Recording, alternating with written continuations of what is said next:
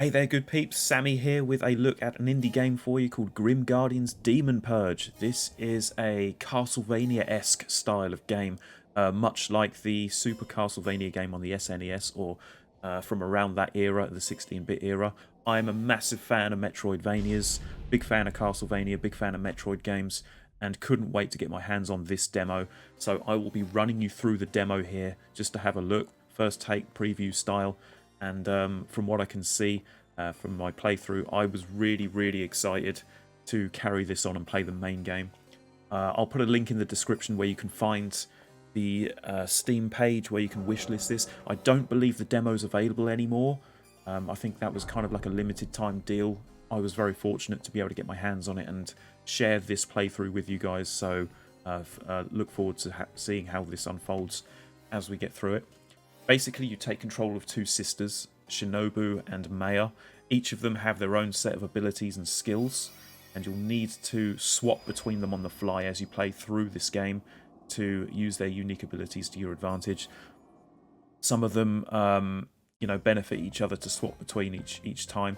Like Shinobu, for example, she has a ranged attack with like a machine gun type weapon, whereas Maya has a more powerful weapon, but is a melee sword, which I prefer to play through as, but you do need to use both of them to get through certain parts of the game. The story, as it goes, as I'm aware, I think your school gets turned into like a big castle, a gigantic castle, which we're about to see here, as it has a curse on it.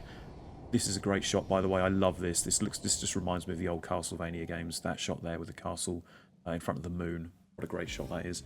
So yeah, your school has a curse placed upon it by someone or something, and is turned into a giant castle which you need to save. And you also need to rescue the students that are basically inside your school, trapped in there. And you take control of these two sisters, as I said, and you have to swap between them on the fly. And Maya can also crawl along the floor, and you'll need to do that to access certain areas, whereas you can't do that as Shinobu. So you'll need to think who you want to use at certain points. Some great banterful dialogue going on between both of them throughout the demo, I noticed, which is really great. It sort of changes the pace, and from a very serious setting, lots of blood and guts with killing the enemies and stuff like that, and this huge castle, very spooky setting, but you have this nice playful banter between the two sisters. Also, a banging soundtrack, it must be said. Absolutely love the soundtrack through this demo, which you can play on either casual or veteran, by the way, this demo. And I think in the main game, the full game, you'll be able to choose legendary as well. So those of you who want more of a challenge, you'll feel right at home there. There's me trying to reload anxiously, failing miserably, of course. But yeah, there's multiple difficulty settings that you can play through. I chose casual on this one because it's been a while since I played through a Metroidvania type of game. And the one thing you'll notice is if I get hit, there'll be no knockback, whereas in the veteran mode, there is a knockback, which is very frustrating. If you played the original Ninja Gaiden games, yeah, you'll know what I'm talking about. Really frustrating knockbacks. But it's there if you want that challenge. Here's one of Maya's abilities. She gets this shield, basically, that wraps around her, and anything that gets near it will get hurt by it. You can pull off some amazing combos with Maya as well with her sword, like 3 or 4 hit combos that can unleash devastating, powerful attacks, which I really love to do, but obviously you have to get close up to do that. And the animations of the enemies that die get sliced in half, which is really cool. Here's a big blue door that I couldn't get through. I believe you probably need to come back to that once you unlock an ability or get some sort of key, I don't know. Just encourages that replay value. So I couldn't actually do that in this demo, but getting the full game, which I've now wishlisted on my Steam, I'll be looking forward to going through everything and finding all the secrets in the castle. You have the tutorial there. It showed you about crouching as Maya to get through places that you can't get through, as I talked about with Shinobu. I'll show you how to do that and what that looks like when the time comes. But yeah, really loving and digging the art style of this game and the animations and also the soundtrack, which is really banging.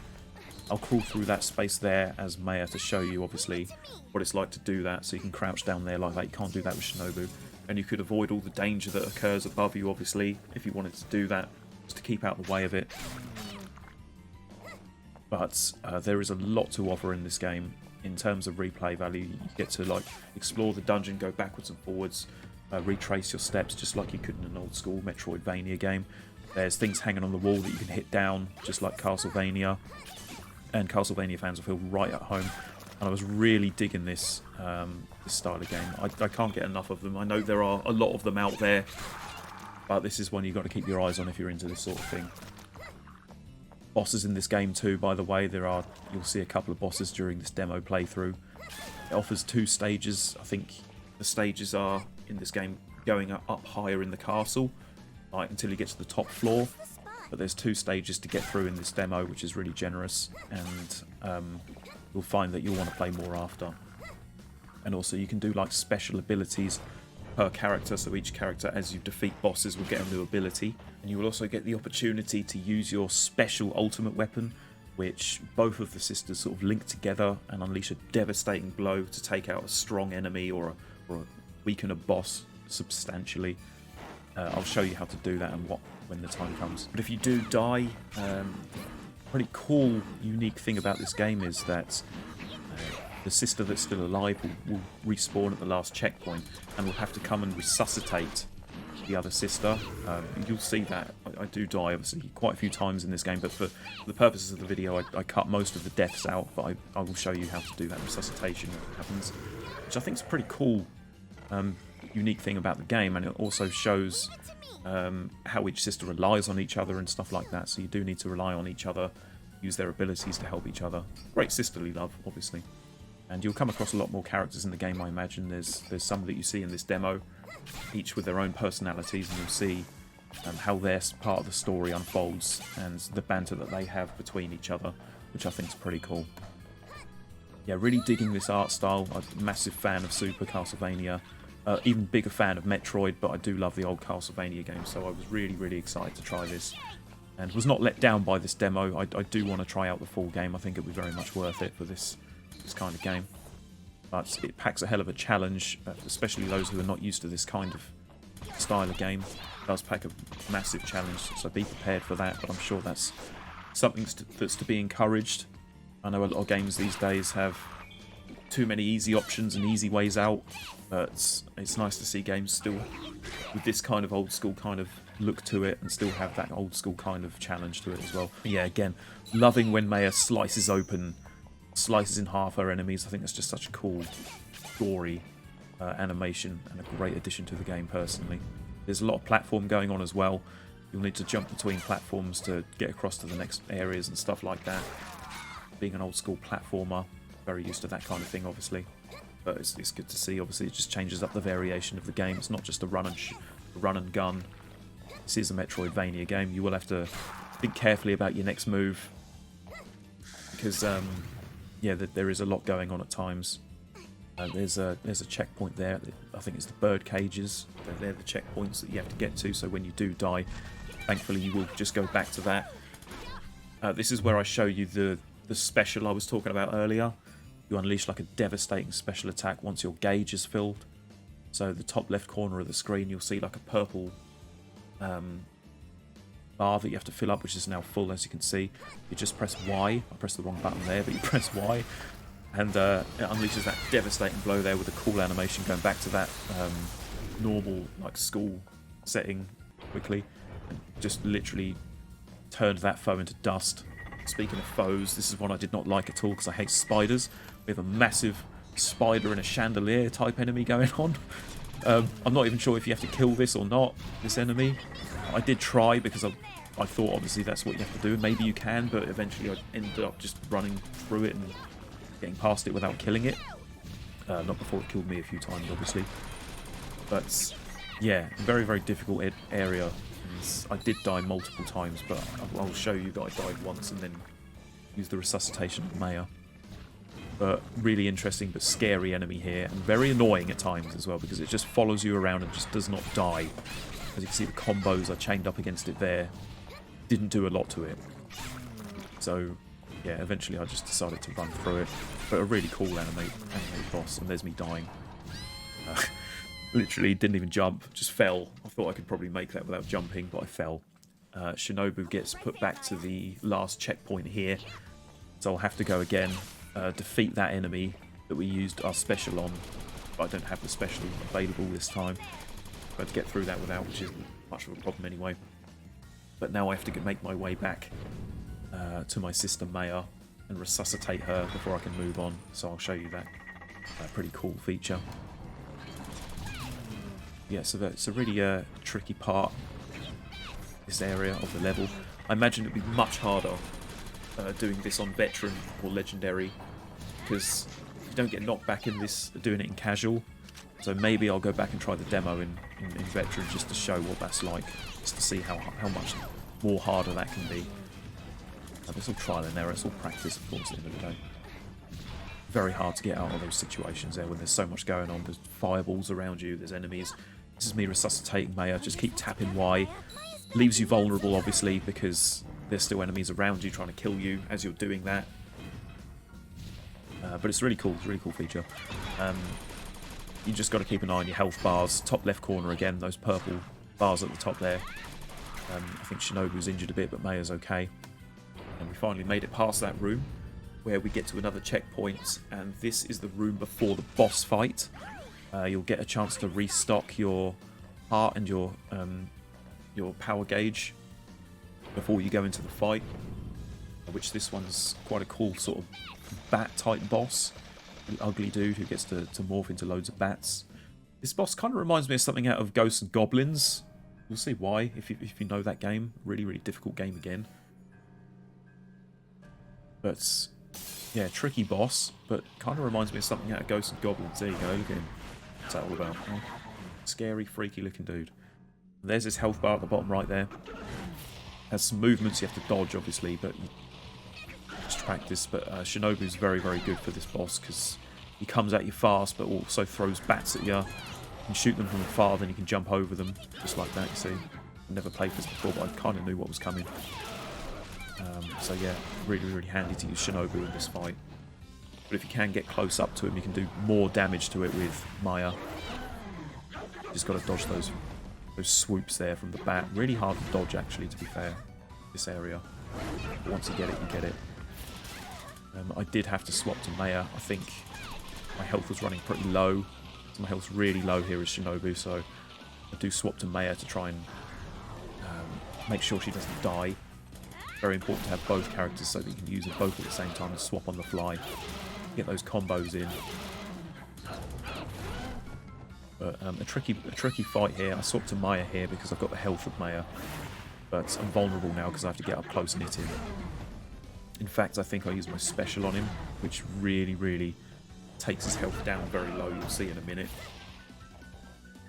But it's a cool first boss. You know, it's pretty much a tutorial boss fight, really. It's the first boss of the game, so it kind of gets you used to fighting bosses and getting used to their movements, having to dodge out the way, knowing when to attack, knowing when to dodge, and keep your distance. You've got to keep your distance here because he just throws bats at you. Just jump over them. Make sure you get into a good position. Use my special here, which absolutely devastated his health. Look at that. From there, right the way down to pretty much one hit and he's dead. Very, very handy to have that when you can use it. I swap back to Shinobu here because I know my best chance of getting that last hit in, even though I've got one hit until I'm dead. My best chance of hitting him is from afar. So I've got to dodge everything he throws at me and then just wait for my opportunity, which is right now. Get that last hit in. And he's done. Almost, anyway. So basically, this isn't a second phase as such. But he'll show you something else. But what's that? Look, that head coming out of his mouth. Grabs hold of Shinobu, and you've got to rescue her. She's being squeezed, so you get Maya, and you slice him in half. Look at that. And he's done. No more Mr. Angry Bat. Done for the count. He's out for the count. And the two sisters reign supreme on that boss. And you'll see a bit of dialogue here now, I think, with another character. So I'll let you enjoy this dialogue before we move on.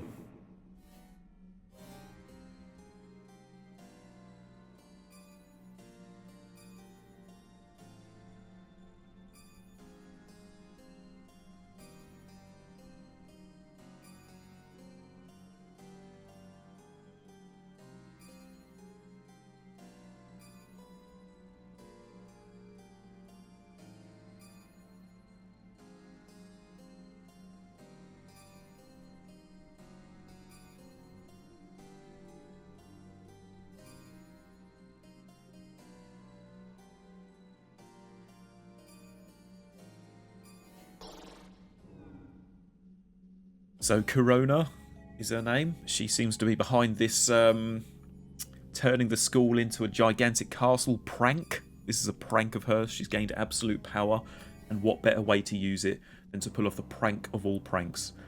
Because she's being held back a year. I think that's the reason why, but anywho, she's being held back a year. She's not very happy about it. Hates the stupid siblings, quote unquote, as she called us. And she's pulling off the prank of all pranks by turning the school into a gigantic castle. Her playground, basically. Right. Anyway, we move up a floor here now in the castle to the second level that is available on the demo, which entails more challenges, harder enemies, and more things to do, basically, but you'll see exactly why. The settings now changed, obviously. When we started at the castle gates and we're at the bottom floor, which was very castle-y, but now we've moved up a floor. We have this kind of like golden and red backdrop. Nice to show a variation within the demo. It's pretty cool. I found it more challenging, obviously, but that's to be expected as you move through the game. And it saves very generously as well. So we're in the ceremony hall here. We have moving pictures, which are really annoying, to be fair, because you can't actually hit them. So you just have to stay out the way of them. But that's just teaching you there, basically. Just stay out the way of them. But when you try and jump over something, they'll hit you. So very annoying. Yes. But we have a lot more stuff to look for in this. We have these flying bat heads that look like they should be dead in one hit, but they take a while to kill, actually. So you just got to be careful there. Just can't jump over everything all the time now because it's stopping you from doing so. And you'll see the first student here that you rescue in the demo. She's just laying on the floor helplessly there, but you just run over to her. And she's now rescued, and that's part of your mission, to rescue these students that have been taken. And you also have to rid the school of the curse, turn it back to normal. We have some explosive bumblebees that try to attack you as well. You just shoot them from afar and you're safe. But we're in kind of like the basement area of the ceremony hall. Stay out of the basements. That's what you have to do for the most part in life. But in this game, you've got to go through the basement. We have kind of like a bee's nest here. You've got to take down with the daggers. That's what it's handy for, that dagger. Throwing it up in the air there to the ceiling. Get those enemies from afar. And we have another door here, which I can't open. I don't know if you can open it during the demo. I have no idea. I literally don't know. I tried even hitting it with Maya's sword. Nothing. I didn't use the special on it. I didn't have the meter filled. Use the special on the door. Maybe that's what you have to do. I never ended up figuring it out. Maybe I'll go back and try and figure that out. Maybe you can't do anything in the demo with it. Maybe that's something you can only unlock during the full game because you have to come back to it after getting an ability or something. I don't know. Maybe it's a bit like Metroid in that you can't go further through something unless you have unlocked an ability. You have these vases, however you want to call them, that contain ghosts that you can't kill. You just have to watch out for it. You just have to hit it in duck. There you go. But a lot more variation of enemies in this one. So I like swapping on the fly between both sisters to shoot things from afar just in case something jumps out of it. You have no chance of moving out of the way if you hit that with your sword. Close range, so Shinobu was really, really decent for that, in that sense. But I'm really looking forward to seeing more of this game. I want to see what other abilities you can get. I know you get stuff like grenades and stuff like that help out. But provided you manage to take on the bosses and kill each boss gives you a new ability to use, so I'm looking forward to that. Forward to seeing what they are. You do get to swap between voice tracks in the main game as well. So you can enjoy the story with pure or refined voice tracks. I think the pure voice track is the original voice acting, but I think the refined one is the English, which is what I played through, I think. But it's good that you get that choice. It's really, really cool. So yeah, fight your way through the castle, solving the mystery of the curse behind the castle. I think there's more to the storyline. I think it's not just a case of some kid got angry because they got held back a year, so they're cursing the school and turning it into a castle. I think there might be a bit more to it, hopefully. We shall see. If not, it's fine. Gameplay is more important to me than story anyway. But I think there's probably you're going to find out a bit more to it than that. Bosses getting tougher now, having to shoot a lot of them from afar. And these guys turn up again. Watch out for their shockwave. I don't think that's something I ever got used to. So if you can get the opportunity to get close enough and use Maya, then use her on this, because she can take them out even if he's holding his shield up. I was just reluctant there because Maya doesn't have much health. Those chandeliers help you out. If enemies get underneath them and they fall, they will kill the enemies too. But just watch out for those chandeliers, of course. Anyway, I'm super excited to play the full game and see what it's like, and see what mysteries I can uncover in this game, and see what new abilities I can get, and how the story unfolds and everything like that. It's got some super gameplay. It feels really, really tight using the controller. Probably feels okay with a keyboard, but you've got to use a controller in my opinion for these kind of games. They just feel so natural for it.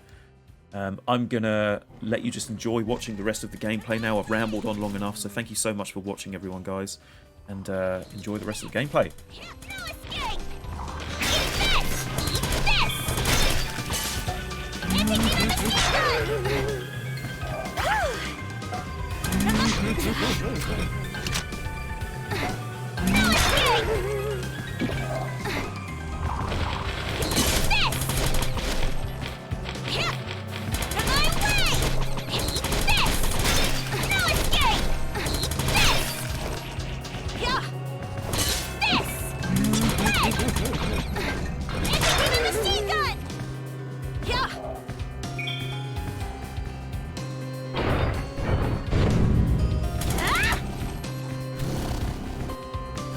This is for you!